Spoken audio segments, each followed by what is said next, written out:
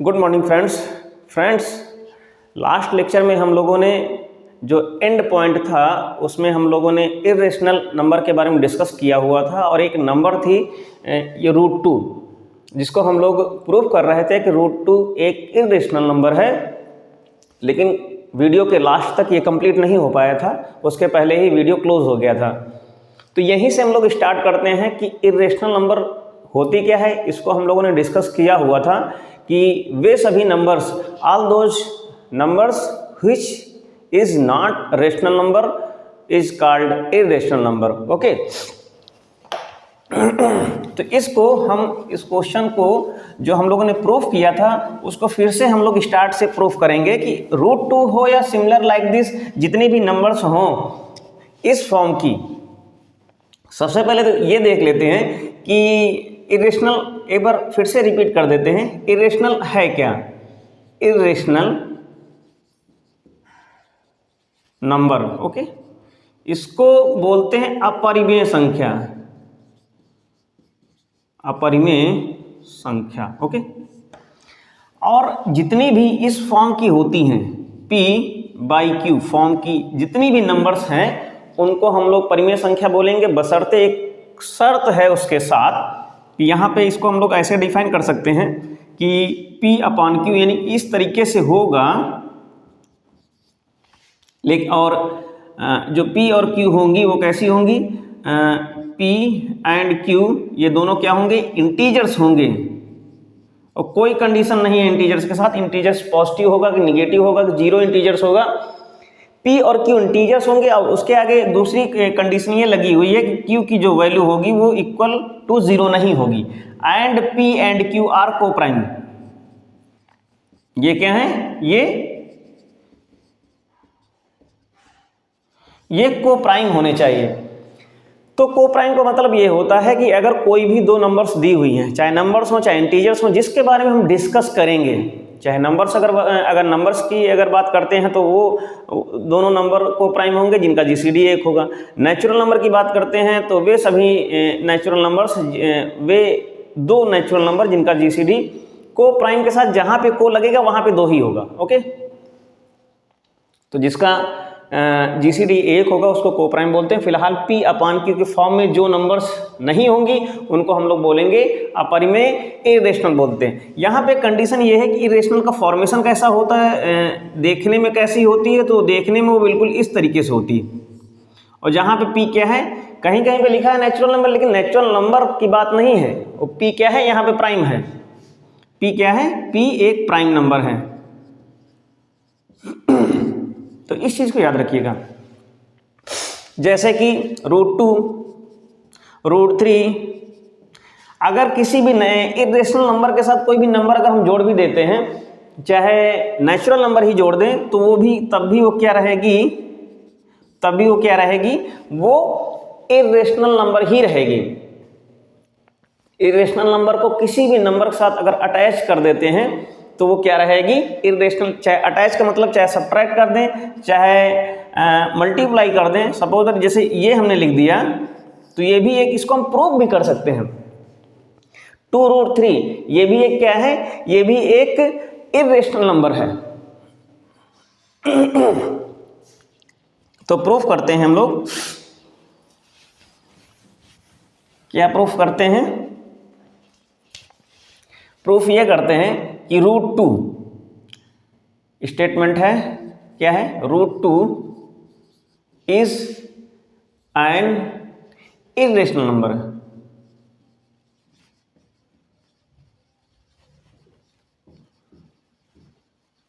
ये तो किसी भी अगर हम चीज को, अगर कोई भी स्टेटमेंट है, उस स्टेटमेंट को अगर हम लोग प्रूफ कर रहे हैं, कोई भी स्टेटमेंट है, उस स्टेटमेंट को अगर हम लोग प्रूफ कर रहे हैं तो उसको दो तरीके से प्रूफ किया जा सकता है। एक तो मैथमेटिकल इंडक्शन के द्वारा, जिसको हिंदी में गणितीय आगमन बोलते हैं, और एक प्रूफ कर सकते हैं हम लोग कंट्राडिक्शन के द्वारा।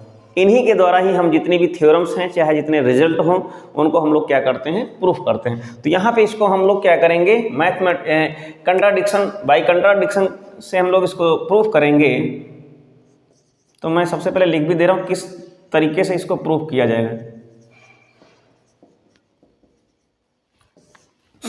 अच्छा, कंट्राडिक्शन में होता क्या है? कंट्राडिक्शन में क्या करते हैं, हम एक एजम्पशन करते हैं, एज्यूम करते हैं, जो भी प्रूफ करना है उसके जस्ट उल्टा हम लोग एज्यूम करते हैं, और उस एजम्पशन को हम लोग कैलकुलेट करते जाते हैं। कैलकुलेट करने के बाद एक लास्ट में एक ऐसा स्टेप आता है जिससे हम जो है श्योर हो जाते हैं जो हमने एजम्पशन किया हुआ था वो रॉन्ग है, और वो जो एजम्पशन रॉन्ग है कुछ न कुछ जो नियम हैं, कुछ न कुछ जो रिलेटेड रिजल्ट हैं, उनकी सहायता से हम आगे उसको प्रूफ कर पाते हैं।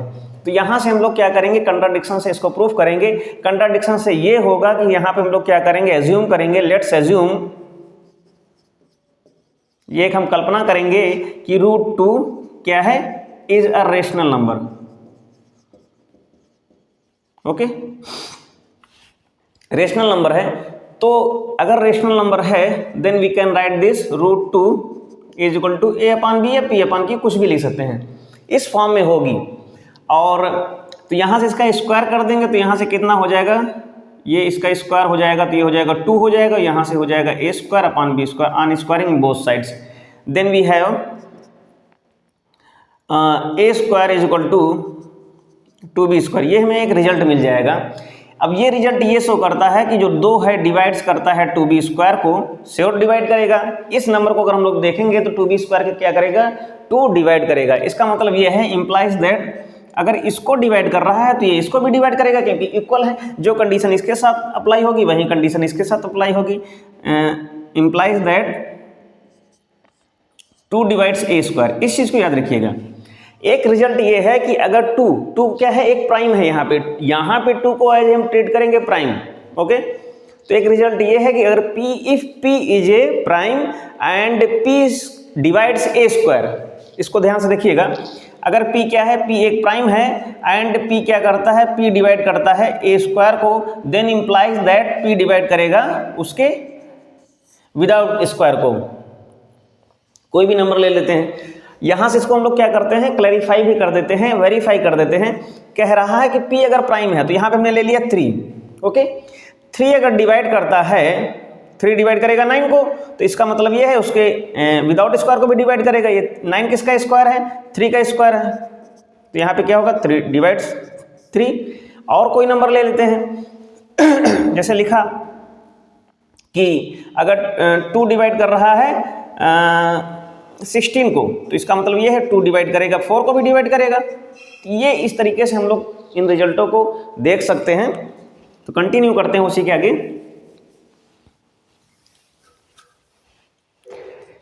यहां से ये आ जाएगा कि implies that 2 divide a। Okay, तो 2 डिवाइड a है, तो इसका मतलब ये हुआ कि 2 इज इक्वल टू, इसका मतलब ये हुआ कि a इज इक्वल टू, इस डिवाइड का मतलब क्या है, इस लाइन को हम लोग बोलते हैं 2 डिवाइड्स a। इसका मतलब ये होता है a/2 है, इस चीज को याद रखिएगा। इस लाइन को बोलते हैं 2 डिवाइड्स a, और इसका मतलब है यहाँ पे कि a/2। और जब a/2 बराबर कुछ भी डिवाइड करेंगे तो मान लेते हैं एक नंबर c आया, तो यहाँ से मल्टीप्लाई कर देंगे तो ये हो जाएगा कितना, ये हो जाएगा 2c। तो यहाँ पे क्या लिख सकते हैं, a is equal to 2c। अब यहाँ से स्क्वायर कर देंगे दोनों तरफ तो कितना हो जाएगा, a² is equal to 4c²। अब यहाँ से a² की वैल्यू यहाँ पे से 2b थी, तो यहाँ पे हम पुटअप कर देंगे तो कितना हो जाएगा, ये हो जाएगा 2b² is equal to 4c²। Okay, यहाँ से 2 से 2 कटेगा तो यहाँ 2 आ जाएगा। इसका मतलब ये है कि b² is equal to 2c²। अब यहाँ से ये चीज़ क्लियर हो रही है कि अगर 2c² को डिवाइड कर रहा है तो इम्प्लाइज दैट 2 डिवाइड करेगा b² को। ओके, इम्प्लाइज दैट 2 डिवाइड करेगा b को। ये दोनों चीज़ें, यहाँ से एक चीज़ ये है, एक ये आया था रिजल्ट, एक ये आया रिजल्ट। इसका कहने का मतलब ये है, मेरी बात को ध्यान सुनिएगा। यहाँ पे लिखा है कि 2 a को डिवाइड करती है, यहाँ से आएगा 2 b को भी डिवाइड कर रही है। इसका मतलब ये है कि जो 2 नंबर है 2 a और b दोनों को डिवाइड कर रही है। जब a और b दोनों को डिवाइड कर रही है तो जो हमने फॉर्मेशन यहाँ से बनाया था कि ये अगर रेशनल नंबर है, ये रेशनल नंबर है तो a/b के फॉर्म में होगी। तो जो हमने एज्यूम किया था a अपॉन बी एक रेशनल नंबर है, तो रेशनल नंबर का फॉर्मेशन हो ही नहीं पाएगा, क्योंकि अगर रेशनल नंबर में है a अपॉन बी तो a और b कैसे होने चाहिए, को प्राइम होने चाहिए। कैसे होने चाहिए, को प्राइम होने चाहिए। अब को प्राइम तो ये है नहीं, तो इसका मतलब ये है कि our assumption is wrong and जो हमने एज्यूम किया था दिस इज ए कंट्राडिक्शन, और जब कंट्राडिक्शन है तो √2 हमारी क्या है, रेशनल नहीं है, ये क्या है, इरेशनल है। तो यहीं से तो यहां पे लिखेंगे this is a contradiction, this is ए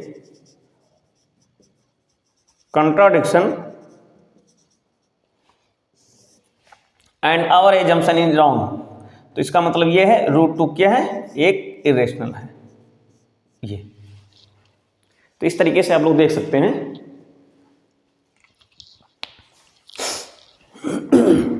अब इसके आगे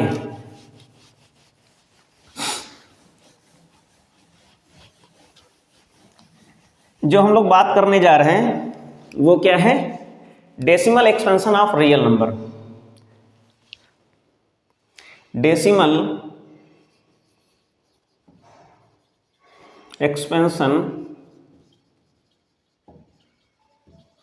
ऑफ रियल नंबर है क्या चीज, यहाँ पे जो रियल नंबर्स हैं, रियल नंबर्स में रेशनल भी आएंगी, इरेशनल भी आएंगी, उनका हम लोग क्या करेंगे, डेसिमल एक्सपेंशन करेंगे और डेसिमल एक्सपेंशन का टाइप पढ़ेंगे। अब यहाँ पे होता क्या है, डेसिमल एक्सपेंशन को हम लोग अगर यहाँ पे देखेंगे तो टाइप कितने होते हैं उन सबको हम लोग डिस्कस करेंगे। टाइप ऑफ डेसिमल एक्सपेंशन, इससे क्लियर हो जाएगा। डेसिमल ऑफ रियल नंबर, सबसे पहले तो होता है terminating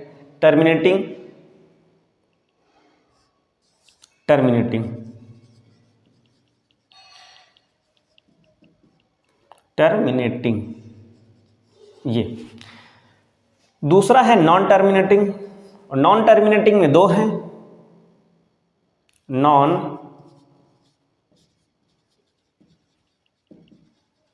terminating. Okay, non terminating में दो हैं, एक है रिकरिंग, एक है नॉन रिकरिंग।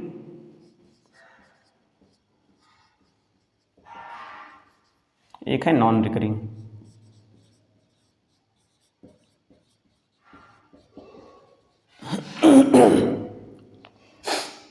और रिकरिंग में क्या है कि जैसे यहां पे रिकरिंग को हम लोग बोलते हैं रिपीटिंग, इसको बोलेंगे नॉन रिपीटिंग।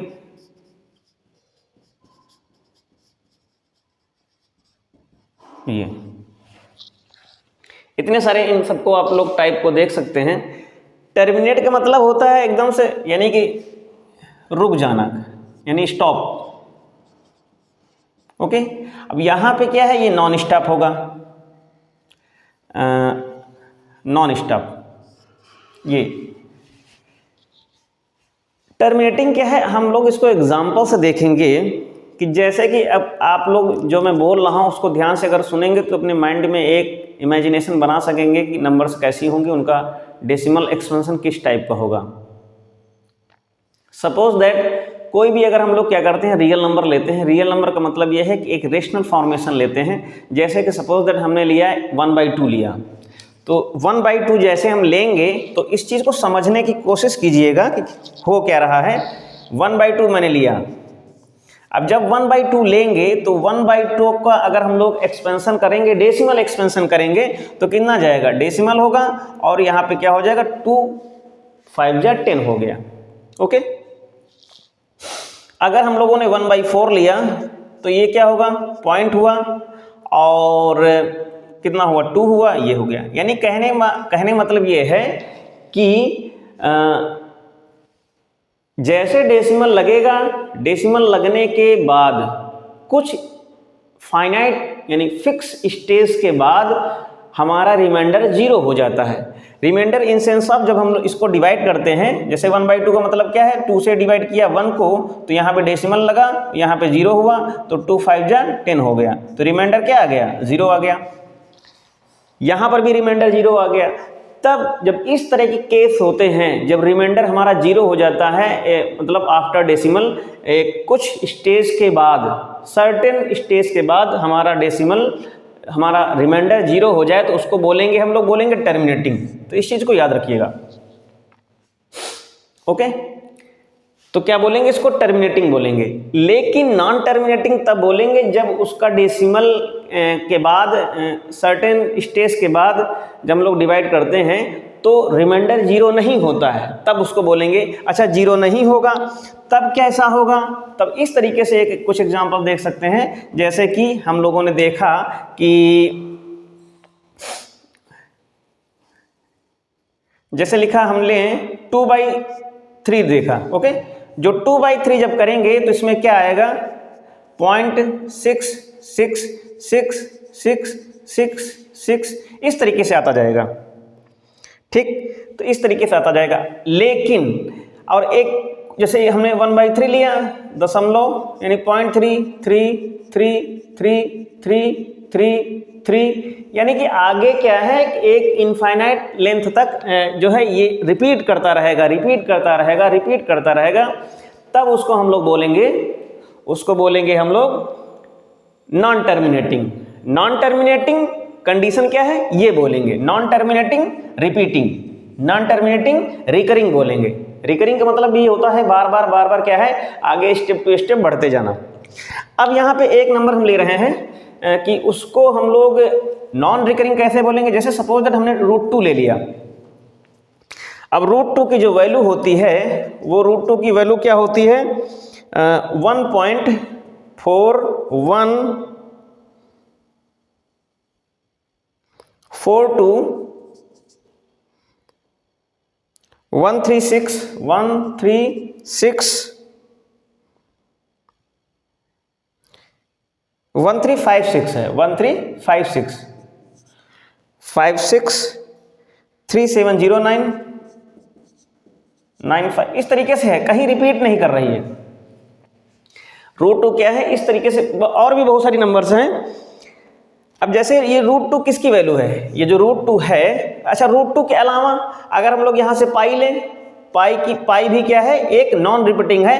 पाई को हम लोग जो पूरी वैल्यू होती है 3.159215926538, यानी और भी आगे है।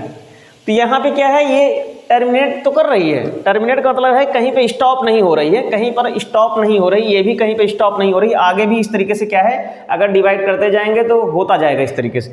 अब इस पाई को हम लोग क्या लिख सकते हैं, 22/7। अगर इसको हम लोग डिवाइड करते रहें, 7 की 3 बार जाएगा, भाग करते जाएंगे, इस तरीके से मिलता जाएगा, कहीं पे रिपीट नहीं करेगा। तो उसको बोलेंगे हम लोग नॉन रिपीटिंग बोलेंगे या नॉन रिकरिंग बोलेंगे। एक चीज यहाँ पे और है कि अगर जैसे कि इसमें कंडीशंस कैसे होगी कि रिपीट कर रहा है कि नहीं रिपीट कर रहा है, तो यहाँ पे इसको हम लोग देख सकते हैं।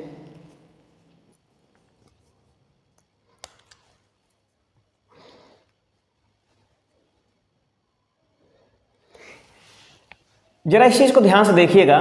पहला केस हम लोग यहाँ पे ये ड्रा करते हैं कि टर्मिनेट कौन सा होगा, नॉन टर्मिनेट की कंडीशन कैसी होगी। अगर हम लोग टर्मिनेट की बात करते हैं कि जो भी डेसिमल है वो टर्मिनेट करेगा, तो टर्मिनेट की एक कंडीशन ये है कि अगर कोई भी if any rational number p/q, ये क्या है, एक रेशनल नंबर है, ये क्या है, एक रेशनल नंबर है, rational number, and p and q क्या है, ये दोनों को प्राइम है, एंड जो उसका डिनोमिनेटर है, जो q value of q is equal to कैसी हो, 2 की पावर m एंड 5 की पावर n मेरी बात ध्यान सुनिएगा। अगर कोई भी रेशनल नंबर है, उस रेशनल नंबर में जो q की वैल्यू है, जो उसका डिनोमिनेटर है, डिनोमिनेटर कैसा होना चाहिए, जो q की जो वैल्यू है वो 2 की पावर 5 एंड 5 की पावर n अगर है तो वो क्या होगा, तो वो जो रेशनल नंबर होगी ये कैसी होगी, टर्मिनेटिंग होगी।